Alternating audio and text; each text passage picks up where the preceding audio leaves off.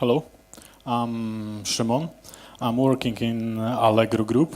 You can find me on Twitter there at Chasm with the 4 instead of A, because A was taken. I'm a developer working in a team where we build our products from bottom to top. So I came from the front-end background, but for now I'm doing all sorts of stuff from configuration servers to deploying our products to programming PHP, Java, and so on. Today I will talk to you about optimizing and automating front-end workflows. I will showcase you a few tools that can help achieve those goals, optimization and automatification.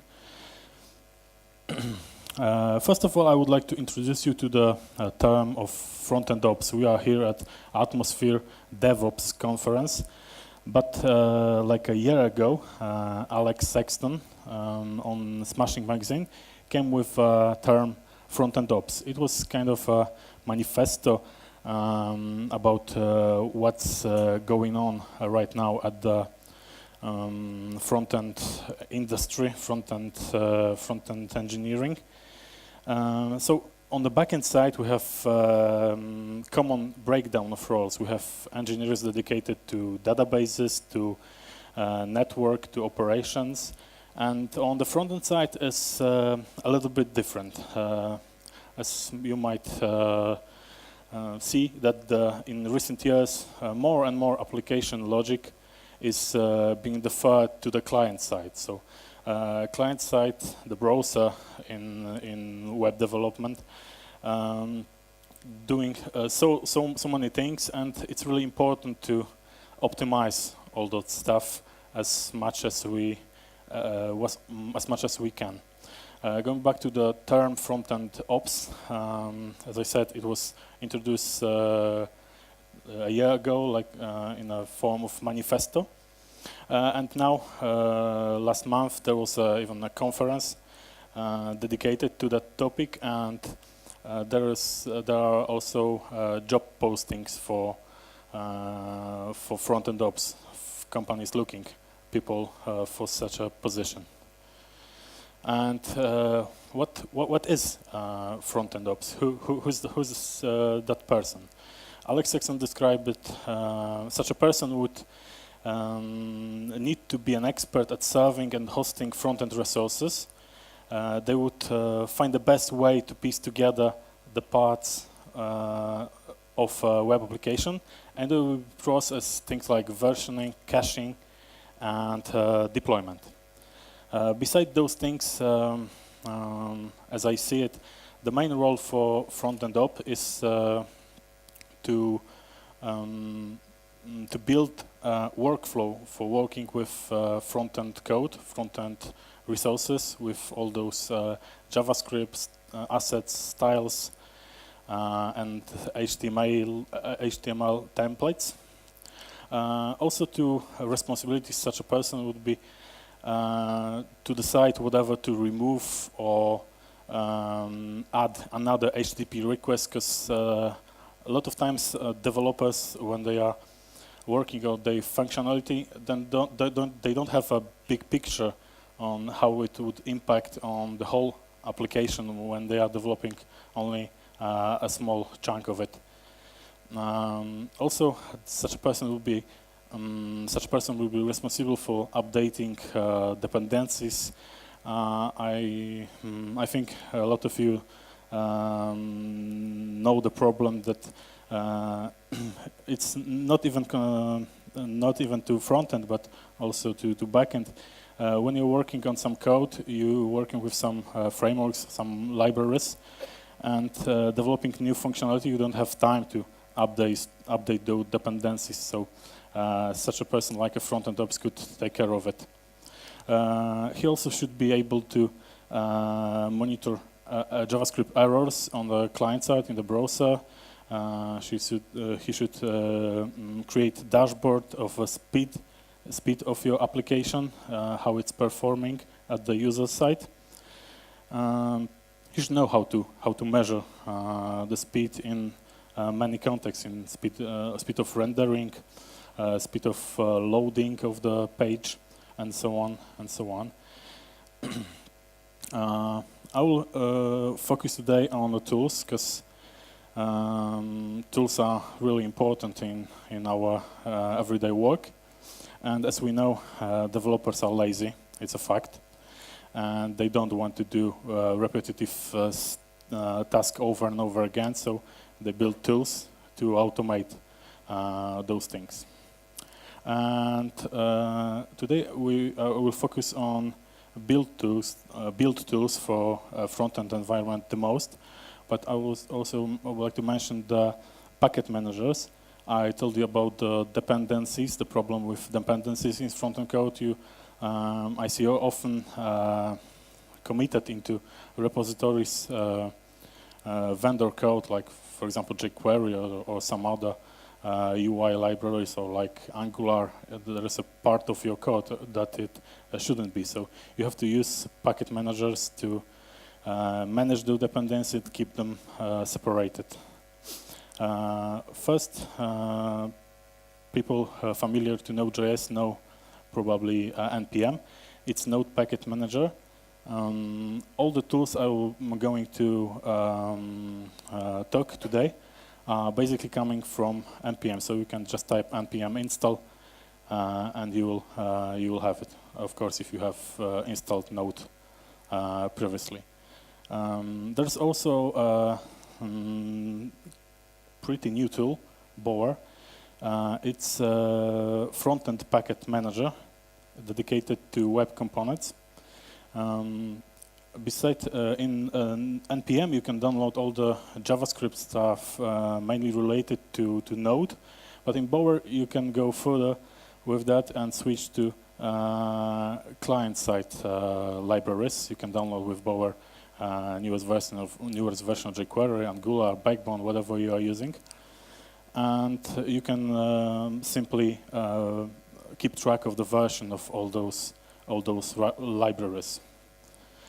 So if you have jQuery somewhere in your repository hard committed into your source code, so you probably should switch to Bower and get it from there.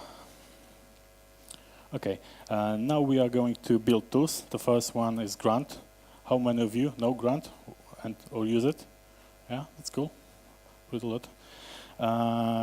So for those who don't know, Grunt is a task manager with a huge ecosystem. It's with us for like 2 years now. You can find pretty much everything as we say about Grunt plugins. You can do concatenation, minification. You can compile your templates with it. Templates like Mustache or Handlebars.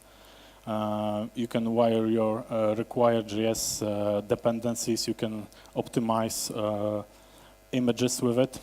And pretty much whatever you can imagine, there's probably a code on GitHub that's doing that as a Grunt plugin. Grunt file basically look like this. In this example, we have it's a Node.js module, so it's code that is running in Node environment. In this example, you have 3 tasks. First is JSHint. JSHint is a task for linting your JavaScript code. Concatenate, it's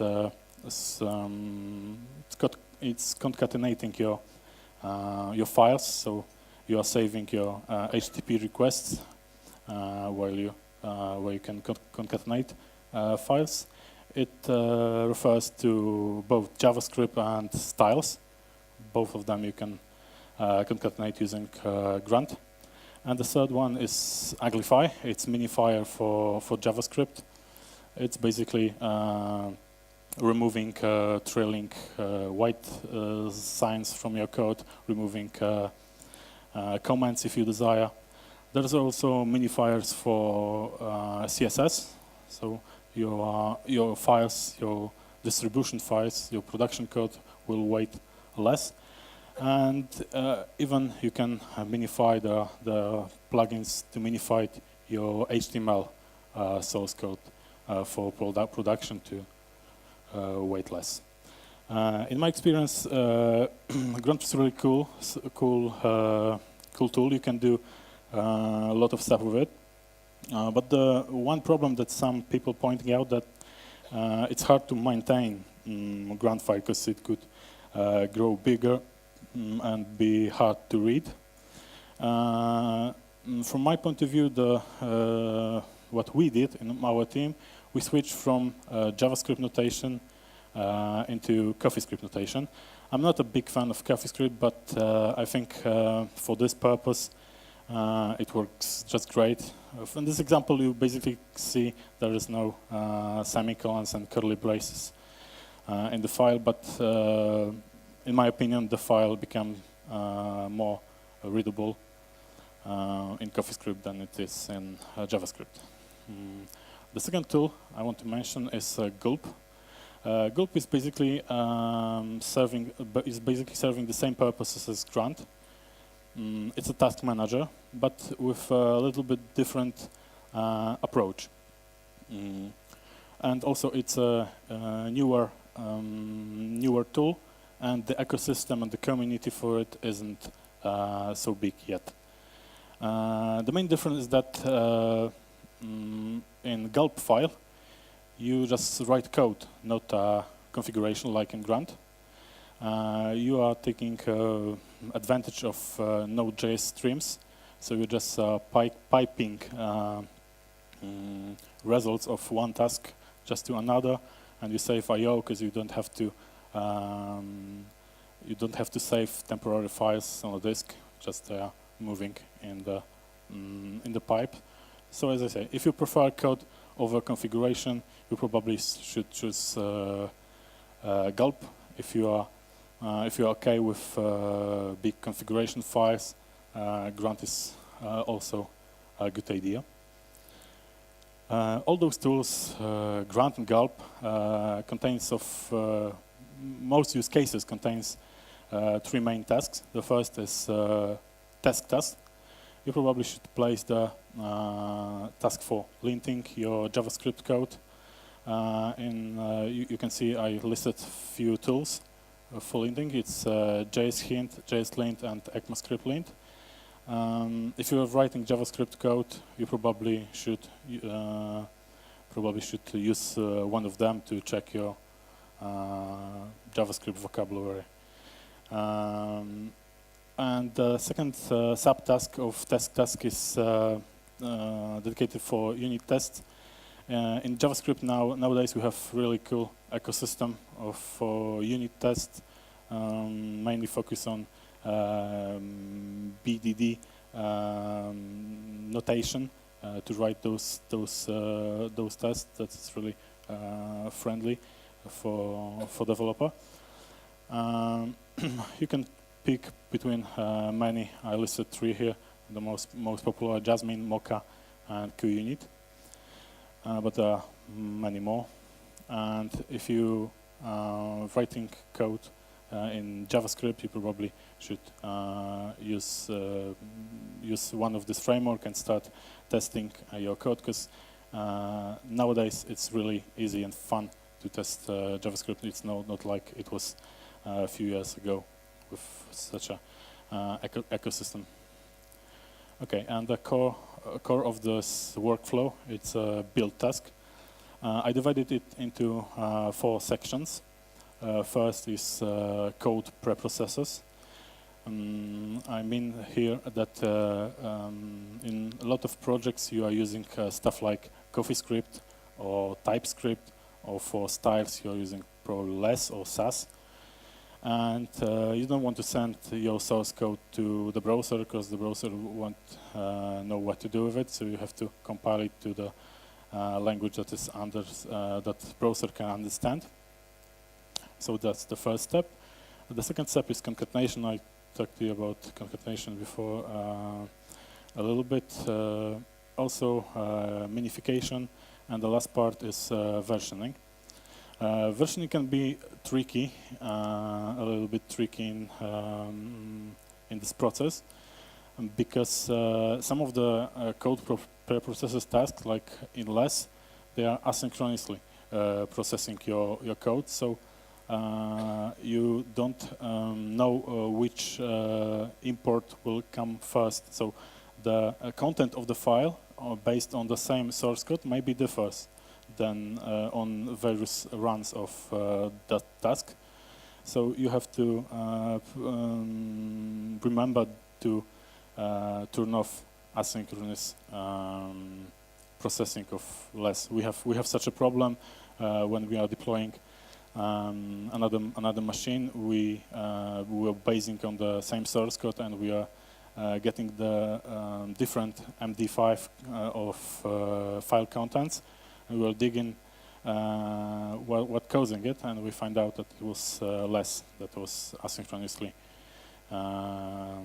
processing the code, compiling it. So keep that in mind. The next thing is serve task. Serve task is it's for development purposes mainly. You can hear you're just starting basically a HTTP server in Node and watching for your source code. So if you, for example, change your CoffeeScript file, the watch task will catch it and recompile your scripts into JavaScript, so you don't have to do it manually. Also, live reload is pretty nifty. You can, if you're working on, for example, I don't know, 2 monitors, you can in one you can edit your code, and without hitting Command R or F5, you can see immediately the feedback of your change. Okay, for now I would like to show you how it's working on some example project. Okay, here we have. Okay, I will start from grant serve. So I will show you how the live reload thing works. Live serve, it's preparing the assets for development. You can run it with, you can configure it as you like, but I prefer to configure it with a flag dist. And if you run with grant serve dist, it means that it will compile all your code to your set to production values, and you will have your distribution package served from the grant. So how live reload works? Basically, if you type some changes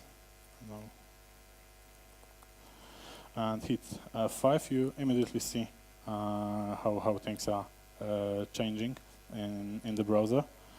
There is also, it also works for your styles. It's a SAS file. I will give it some background.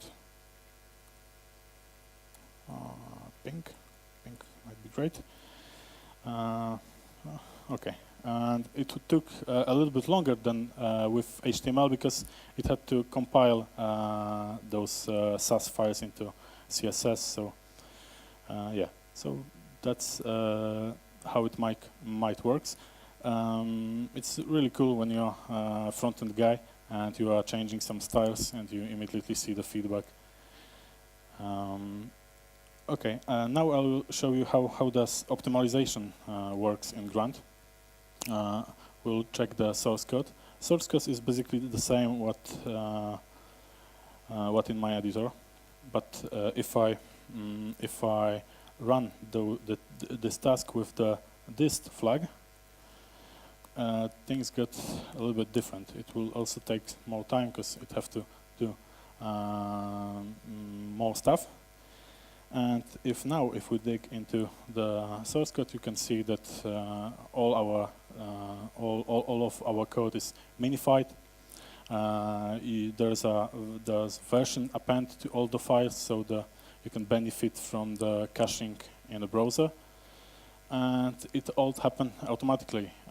If you configure your Grunt once, you can just tweak it, and you don't have to write all that stuff all over again.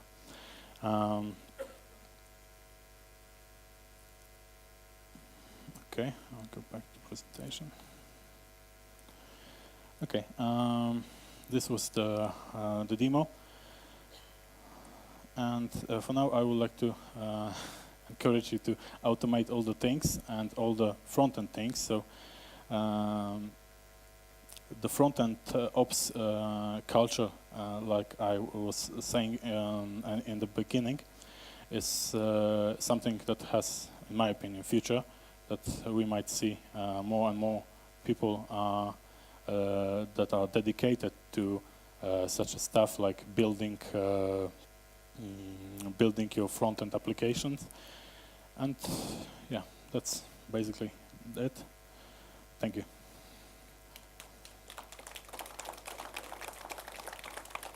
Do you have any questions?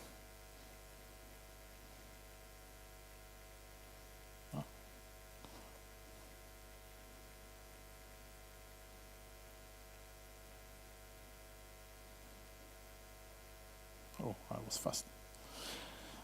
So you have more time to. I have one question. How do you integrate all these things with applications in Java, like Spring MVC or something like that? In my opinion, you shouldn't at all connect them with some backend applications. The modern web apps, modern front-end web apps working in Angular or Backbone are built to communicate via RESTful APIs. So you with the approach that to separate that front-end and back-end, you don't have to connect it anyhow. I don't know if that's your answer. Yeah, so you're basically saying we shouldn't develop Spring MVC applications at all? Maybe. if you want to have a logic on the client side, so that will be a duplicate logic on the client and on your Spring MVC.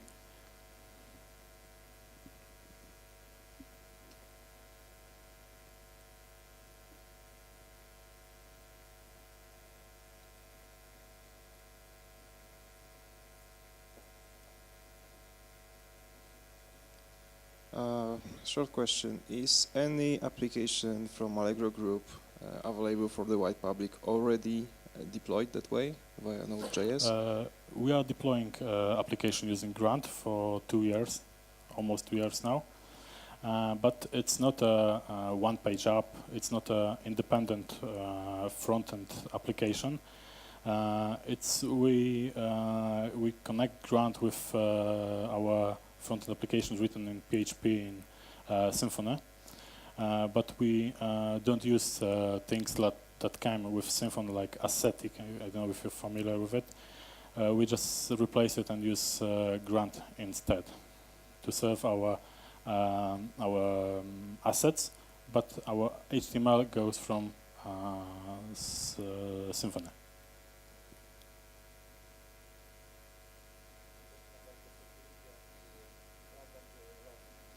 Mm-hmm.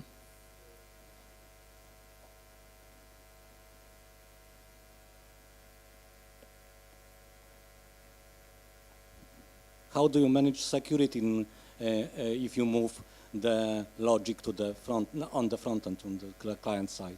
Mm-hmm. You can take leverage of RESTful APIs and authenticate your users via HTTP headers, but you have to remember that when you are building application in this way, you probably don't have to. You probably don't want to be vulnerable for some security issues. So you have to architect that application in the way that it will not allow to any security vulnerabilities.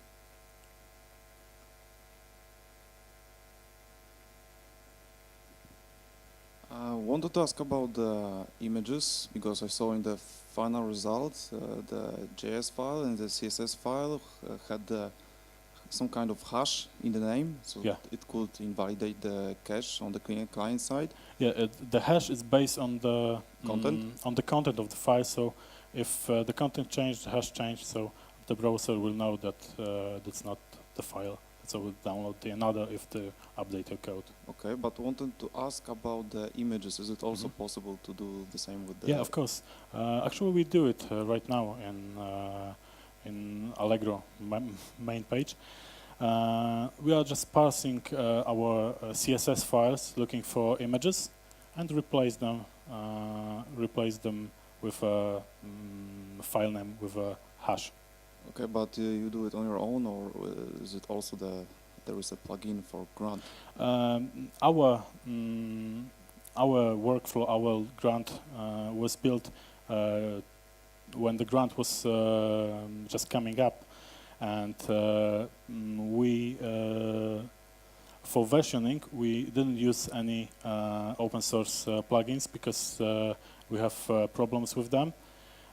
We built our own, but when we want to publish it, someone already did it the right way, so there was no point. But we are using our old one because it's just working. Okay, but there are available solutions for that already. Yeah, open yeah, source. of course. Okay, fine, great, thanks.